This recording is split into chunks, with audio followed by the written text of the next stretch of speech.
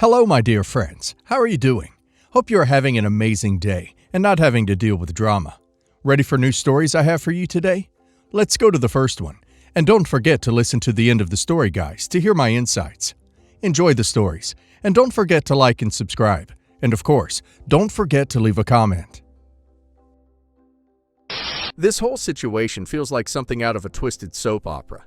And even though I know I did what felt right at the time, the aftermath has left me reeling, confused, and constantly second-guessing myself. I, 34 female, have been married to my husband Daniel, 36 male, for 10 years. We have 2 amazing kids together, 7 and 4. Daniel is the love of my life, my best friend, and the best father I could have wished for my kids. We met in college, built a beautiful life together, raised our children with love and warmth. But his family? That's complicated. And that complication exploded in a way I never expected when tragedy hit us earlier this year. Daniel comes from a family where one son can do no wrong. His younger brother, Matthew, 32 male. From the day I met him, it was obvious that their mother, my mother-in-law, Linda, now 62 female, viewed Matthew as her special boy.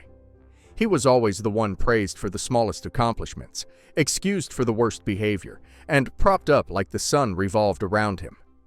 Daniel, despite being the older, more stable and responsible son, was treated like a second-class citizen in his own family. When we got married, I hoped Linda would soften toward Daniel, especially once she saw what a wonderful partner and father he became. But nope. She still fawned over Matthew's failed business ventures and flings, while barely acknowledging Daniel's promotions, or the fact that he helped us buy a home on one income so I could stay home with the kids. I tolerated it for years. We kept a polite distance, but we still saw them on holidays and tried to maintain family peace. I did it for Daniel. He deserved to have a mother in his life. He never got that, but he still tried. That's who he is. 6 months ago, Daniel was in a horrific car accident. A distracted driver ran a red light and hit his car. He suffered multiple fractures, a traumatic brain injury, and was placed in a medically induced coma while the swelling in his brain was monitored. Those first 48 hours were hell. I didn't eat. I didn't sleep. I lived in the ICU waiting room and kept my kids away from the chaos while trying to hold myself together. Doctors warned me that if he survived, he might never be the same again. Cognitive damage, motor issues, memory loss. It was all on the table. I was destroyed. But I never left his side. Linda and Matthew showed up the second day. I braced myself for the usual, "Oh, poor Daniel," followed by turning the spotlight onto Matthew somehow. But what came out of their mouths left me stunned. Linda pulled me aside in the hallway. Her tone was oddly calm, almost rehearsed. She said that I needed to be practical about the future. That Daniel might survive, but he'd never be a real husband again. That the best thing I could do for myself and the kids was to think about stability. And by that, she meant marrying Matthew. I thought I misheard her. I actually laughed, like this had to be some twisted joke. But she was dead serious, and then Matthew came in and confirmed it. He said he had always loved me, that he had never gotten married or settled down, because, deep down, he always hoped Daniel would screw up, and I'd eventually see the truth. He said he admired how I mothered my children, and that he could give them a father again. He told me he had spoken to his mother, and they agreed it was the logical step to take. That it was meant to be. I was disgusted. Daniel wasn't even dead. He was in a coma right down the hall, and these 2 were already trying to slide into his place like vultures circling a body. Not once did they express grief, fear, or hope for his recovery. Just horrible plans. And it gets worse. Linda then said she'd decided to leave all her inheritance to Matthew, unless I did the right thing and joined their family properly. As in, married Matthew. I was stunned into silence. I asked them to leave, politely but firmly. They refused. Matthew said I was emotional and not thinking clearly. Linda said I'd regret burning bridges with the only stable support I had. In shock and disbelief, I walked to the nurses' station, told them my husband's visitors needed to be limited to me only, and filed a formal request to block access. I told the staff that Matthew and Linda were not to be allowed in. Then I changed the visitor list password, updated Daniel's emergency contact paperwork, and called security the next time they showed up. They lost it. I received a flurry of angry texts. Linda called me selfish, manipulative, vindictive. Matthew sent me a 4-paragraph email about how he could have made me happy if I gave him the chance. I blocked them both. Against the odds, Daniel woke up 3 weeks later. His recovery has been long and painful, but he is recovering. He had speech issues and memory fog at first, but he's sharp now, doing physical therapy, relearning to walk confidently, regaining coordination. He's himself again, slower, more tired, a little changed. But Daniel. When he asked about his family, I told him everything. I didn't hold back. He sat there for a long time, silent. Then he nodded and said, "You did the right thing." He said that despite always being the second best in his mother's eyes, he still couldn't believe they would do such thing behind his back. That was it. He blocked their numbers. He doesn't want them near the kids, near our home, or near our lives. Linda, of course, lost her mind. She began contacting mutual family, spinning the story like I manipulated Daniel into abandoning her. She claims I seduced both brothers, and now I'm poisoning Daniel against her. She insists she has the right to see her grandbabies, and says that unless we let her visit, she's going to sue for grandparents' rights. We live in a state where such a thing can be filed under certain circumstances. We've already met with a lawyer who said she probably won't win, but it's not a guaranteed slam dunk unless we move across state lines. And Daniel is actually considering that. She's already sent a letter through her attorney demanding visitation scheduling and accusing us of withholding familial bonds. Daniel wrote a brutal reply, outlining her inappropriate conduct, emotional manipulation, and our children's best interests being priority. Everyone on Daniel's side, aunts, cousins, his father who divorced Linda years ago, is supportive. But Matthew's side, old friends, distant cousins, are now chiming in and accusing me of ripping apart family and manipulating my ill husband. Some say I led Matthew on, that I was cold to Linda in the hospital when she was clearly in shock, that I overreacted to a misunderstood proposal, that I'm being vindictive by keeping a grandmother from her grandchildren. But here's what no one seems to understand. I watched my husband fight for his life. I held his hand when machines were breathing for him. And while I was living minute by minute in terror, the people who should have been there to support us were plotting how to replace him. So, am I the a-hole for banning my husband's mother and brother from the hospital, cutting them off completely, and refusing to allow them contact with our kids? Not the a-hole, not even close. Honestly, I think OP handled this with more restraint than most people would have. While OP's husband was fighting for his life, his own mother and brother were trying to erase him like he was already dead. That's beyond disgusting. It's predatory. OP's mother-in-law didn't just cross a line, she pole vaulted over it while setting fire to OP's boundaries on the way. And Matthew. The man literally waited until OP's husband was incapacitated to make a move on her, like some creep lurking in the shadows for his moment. OP didn't break up a family. They did. They emotionally buried OP's husband while he was still alive. OP is a hero for protecting your kids from that dysfunction. And now let's hear community's opinion. I don't say this lightly. What your in-law did is unforgivable. You are the a-hole. You were expected to just roll over, marry the brother, and raise your kids under the watchful eye of your manipulative mother-in-law while your husband was still breathing. That's horrific. Honestly, I wouldn't trust a single word coming out of their mouths. Not in court, not in letters, nothing. Everything they're doing now, from threatening grandparents' rights to spinning the narrative, is just more manipulation. Document everything. Keep the kids far away. And please, if it's at all possible, relocate. Toxic families don't change. They just escalate. You're doing everything right. The gaslighting from the flying monkeys saying you misunderstood or were cold is laughable. You were under trauma, doing everything to keep your husband alive and your children stable. And during that chaos, your mother-in-law and brother-in-law decided it was the perfect time to slide in and reassign your future, like it was some kind of backup plan? Nope. That's sociopathic behavior. You don't hit on your comatose brother's wife. And the inheritance threats. Gross. You're not the a-hole. You're a wife who refused to be treated like a widowed pawn in someone else's twisted fantasy. And your husband is damn lucky to have you in his corner. So me, 26 male, and my boyfriend, 25 male, have been together for a bit over 2 years. Our relationship has been great, happy, and healthy one. We recently decided to move in together a few months back, and everything has been going great. However, a few days ago he brought up the idea of donating S to his ex, which at first I thought he was joking, but then realized it was something he actually was considering. I must admit, I got a little mad and immediately told him not to do it, and how crazy of an idea that was. So, to give you guys some background, my boyfriend came to terms with his orientation a year before we started dating.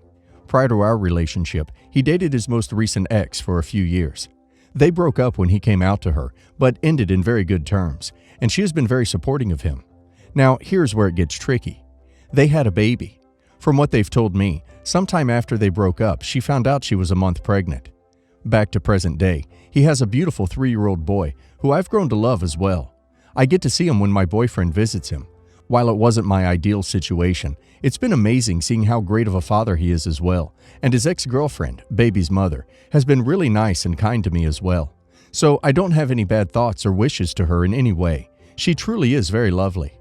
However, my boyfriend told me lately she has been talking a lot about wanting their kid to have a sibling, and how she wouldn't want them to be too many years apart. So somehow she has been convincing him on donating her S so she can have another baby. She has been trying to convince him on the idea that it would be better if they are full siblings instead of being half siblings. So that's why she would like to have his S specifically. I've even heard comments from his mother and his ex's family encouraging the idea. The worst part is, I see him contemplating the idea. I know he would like to have more children, but I think that would be a conversation for me and him to discuss and decide by ourselves, as I am his current partner. While I know we can't have a child by ourselves, and it will be harder for us to have a child if we ever decide to in the future, there are multiple options we can consider a few years later when we feel the time is right. Anyways, since I've told him not to do it, I think she might have said the same to his ex-girlfriend. And since I haven't heard anything from her, the last time he went to visit his kid, he told me her ex wanted him to go alone. So I believe she won't want me to be able to see the kid. And the last time I saw her, she didn't even say hi or anything. I think she might be mad with me that I'm against the idea she is proposing. I've also noticed that my boyfriend has been somewhat absent-minded, and I'm afraid this should be something I shouldn't be getting involved with, even though I don't like the idea. No a-holes, but you are certainly entitled to feel unsupportive of your partner deciding to make a baby and pay child support for 2 kids instead of just the one he already has. No a-hole. I think everyone's point is valid. She wants another kid that looks like and acts like her current kid. She also knows the medical history of the future kid. He, your boyfriend, wants kids. I think he's going to be disappointed with his future relationship with the future kid. He won't have legal parent rights if you donate it like he should. You don't want your current man giving his seed to someone else, which creates a stronger bond with his ex. Not the a-hole, and I do not understand why people are so sympathetic for the ex. You don't ask your ex, who is in a new relationship, to give you another baby. You also don't talk with your ex about having another baby while being in a relationship. So both your boyfriend and his ex have some audacity from my point of view. Me, 35, and my husband, 38, lived together for 3 years before getting married last year. He had a daughter, now 16, with his girlfriend, at that time, 37. For a time, they tried to make it work, but it didn't. My relationship with his ex and his daughter was friendly. We take his daughter to family trips, and she is close to my nieces. The ex is in Dubai and communicates with us via social media. Here's where it gets complicated. His ex's father died last year, and they, ex and her mom, requested that my husband assist them for a while. It was not an issue for me as I understand the difficulty when going through loss, and my husband's assistance is a great help. But as time went on, it seemed like my husband has become the replacement of their dead father. They call early in the morning for chores, or late at night to fetch the ex's mom and many other chores. I told my husband that I'm starting to get uncomfortable, as he can't even have the time to take the laundry from the laundry shop because they take a large chunk of his time, even to the point of affecting his job. This week, my husband was informed that his grandma's health is deteriorating and is now on oxygen. He told me that he has to go to the next city to see his grandma because it seemed like her time is short. He will be taking his daughter with him, using the ex's family car. He assured that I won't be coming as I have work the next day. I felt bad because I wanted to go because I want to meet his grandma and didn't have the chance because of the virus. I asked if we could postpone the travel to the next day instead, as I have no work by then and can go with him, but he was adamant that they have to go the next day. A few minutes later, his ex messaged me about details of the trip, and her niece is coming with them on the trip too. I realized that they discussed the matter prior to informing me, and they made the decision together. I told him that I am hurt, as he's made a decision to see his family with his ex's family and did not include me in the process.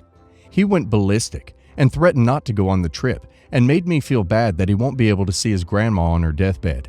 I literally begged him to go on the trip, as I cannot bear it in my conscience if she dies and he wasn't able to see her. I was crying the whole day as I felt rejected and unimportant. When he came back home, I wanted to discuss the matter with him, but he got upset and I ended up crying. He accused me that I am so selfish for trying to sabotage his trip to his grandmother. I articulated that his visiting his grandmother is never the issue, but the fact that he and his ex's family decided together on a matter about his family, that I assumed I am a part of, and was never considered in the equation. He just ended up angry and me crying. Am I the a-hole for being hurt? Am I overreacting? Is he right that I'm trying to sabotage their trip? Not the a-hole. Your husband is the jerk in this situation. Seriously, you need to set some boundaries with him and his ex's family because he is not respecting you at all in this marriage. Not the a-hole. He's gaslighting you. You are the wife, so you should have been included. The fact he took his ex instead of you, to me, is a red flag. Then proceed to gaslight you when you confronted him. Red flag. You are not the a-hole. Just reading your story makes me feel bad for your situation. I think it's probably hard already to have to deal with your husband's ex and be around them a lot. But then having them make plans without you is just a whole new level of hurtfulness and inconsiderate. I think your husband needs to stop this behavior and set some boundaries between him and his ex. My fiancé and I are about to get married. We're working out the guest list and what the seating arrangements would look like. We have a rough draft, but my fiancé's list is causing problems. I never thought I'd be someone that cared this much about weddings or have an argument that used these words, but this got me. My fiancé wants to invite her daughter's grandmother who lives overseas as her own mother has passed, and she was like a mother to her. She's already asked, and the grandmother can come. She just have to bring her daughter to help her. They've gotten everything worked out and bought tickets.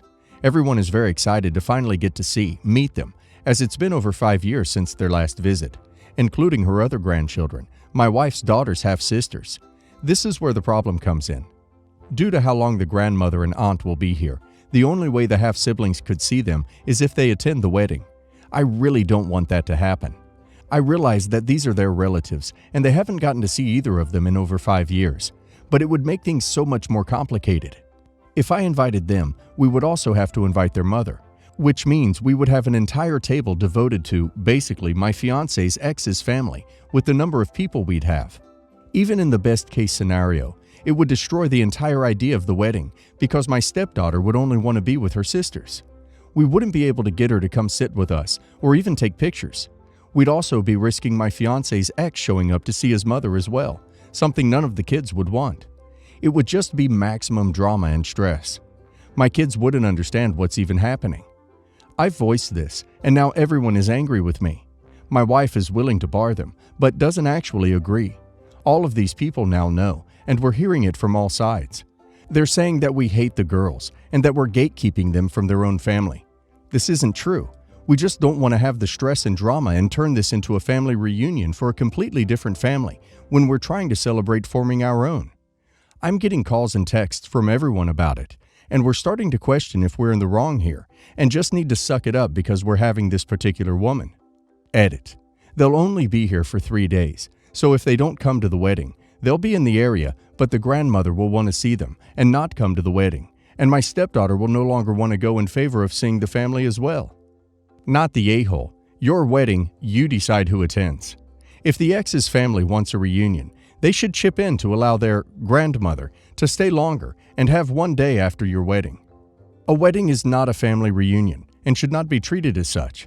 It's unfortunate that your fiancé's ex's grandmother cannot extend her trip to see her family, but it is not your fault if she can only stay for the festivities. No judgment here. You're the a-hole. because you seem to think you need all 3 days of this woman's time in your area to be dedicated to your wedding, rather than divided amongst her family so she can spend some time with everyone. I, 39 male, need to start by saying that I have a son, 20 male, from a previous relationship. His mother, 40 female, and I ended our relationship when he was 5 years old, but we agreed on shared custody since we live in the same city. Even after we broke up, we kept talking, only things involving our son. But then we got back to talking about each other and ended up becoming good friends. I've been married for 2 years to my wife, 35 female. Our relationship has its ups and downs, but we get our way and always improve. My son recently graduated in IT engineering. I'm very proud that he got his degree at such a young age. Currently, he lives with me, but stays with his mother when he goes to visit his girlfriend. Me and his mom agreed to buy him an apartment as a gift since he can't have a graduation party. But my wife didn't like the idea because an IT engineer earns enough to buy his own apartment. I didn't say nothing, and I will pay for half of the apartment. Returning to the subject of the post. Recently, my son said he wanted to break some big news, but he made it clear that he only wanted me and his mom. My ex's current husband wouldn't go either. According to him, it would just be me, her, and a few people. When the day arrived, I went to my ex's house and took her in my car, as hers was undergoing maintenance. When we arrived, there were my son, his girlfriend, and her family. They announced that they were getting married and that they were expecting a baby boy. I jumped with joy and pride in my son and his girlfriend. The girl is the sweetest person I've seen. She worked since she was 12 braiding hair to help her family, and now works in a comic book company as a cartoonist. She was a very hardworking person. I'm really happy for them. Later that day, my wife found out about the meeting and yelled at me, saying that I had excluded her from this experience and that I should have taken her even though she didn't get along very well with my son. I explained to her that I didn't know it would be such big news and that I thought it was something small and wouldn't make a difference. She said that I hurt her feelings and that she will only talk to me again if my son and I apologize for it. It's important to say that the main reason my son doesn't want my wife there is because, according to him, she makes comments about his girlfriend's appearance. Stuff like her hair. She always has braids, which are really nice by the way, and her makeup. Even without makeup, she is very pretty and has green eyes, which are very beautiful. I tried to explain that if she wanted to be invited, she should try to have a better relationship with my son. But she didn't listen and said that I made him be more attached to his mother than trying to give her a chance to be an important part of his life too. So, am I the a-hole? Not the a-hole, because your son specifically stated he only wanted you. But you are the a-hole for not putting a stop to your wife being an R. You gotta call her out on that, hard, and honestly consider ending things if she continues to make R comments. Not the a-hole. Your son specifically requested that it was just you and his mom and neither of your spouses. Your wife doesn't need to be involved in every single thing that has to do with your adult son, who she didn't raise. Not the a-hole at all. Your son only wanted bio parents there, and you respected that as a good dad.